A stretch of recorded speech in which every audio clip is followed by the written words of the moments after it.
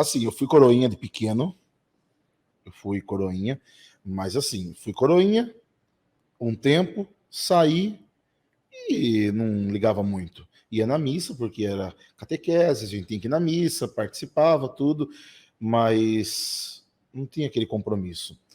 E aí, quando eu fiz a minha crisma, foi nesse período do grupo de jovens, crisma, que eu comecei a me envolver, me dedicar, fui assumindo os compromissos, porque assim, Sempre tem, né? Tipo, porque a gente fala os assim, movimentos da se a igreja. gente não se envolve, não começa a participar, não começa a se envolver, a gente não assume compromisso. É verdade. Então a gente tem que se envolver. E eu comecei a me envolver.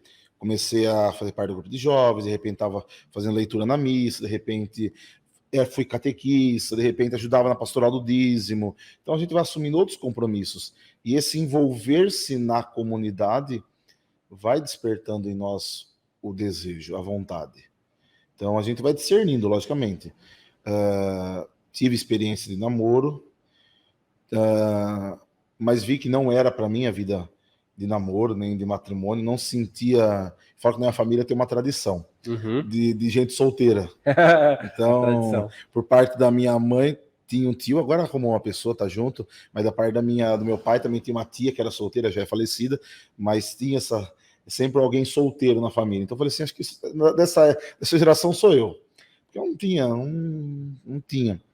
E aí eu fui me envolvendo nas coisas da igreja. Um dia o padre da minha paróquia, o padre Sandro, falou assim: você não pensou em ser padre? Eu não sabia como fazer para ser padre, falar a verdade.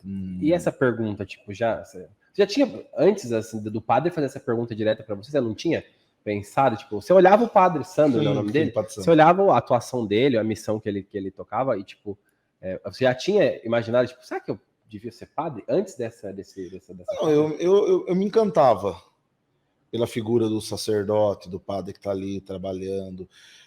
Mas assim, fala assim, eu pensei em ser padre? Não, claramente não.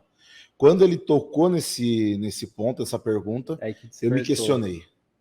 E aí eu vi realmente que eu acho que era algo que me chamava atenção, mas eu não conseguia discernir. Então, quantos anos o senhor tinha quando? Eu tinha, por exemplo, eu fiz em 2004, que se faz um ano de encontro vocacional. 2004 eu estava com 19 anos, 19 para 20 anos, foi naquele período, 18 para 19, então foi nessa fase que eu fiz encontro vocacional, fui no seminário, conhecer, ver como é que faz para ser padre, porque ele fala assim, vai virar padre, e tinha aquela ideia, né, você vai ser padre, você vai poder ser advogado, ser isso, não tem nada disso, os estudos são totalmente distintos, mas a gente tinha esse mito. Alguns mitos que pairavam, né?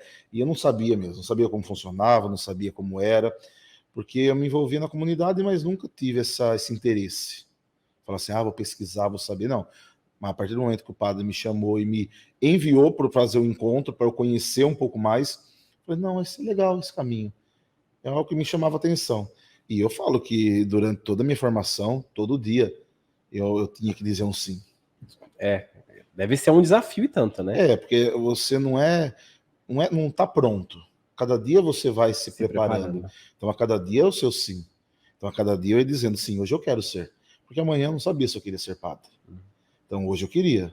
Até a ordenação, a gente tem que ter claro isso. Aí, para chegar no dia, falar, não, sim, é esse caminho que eu quero.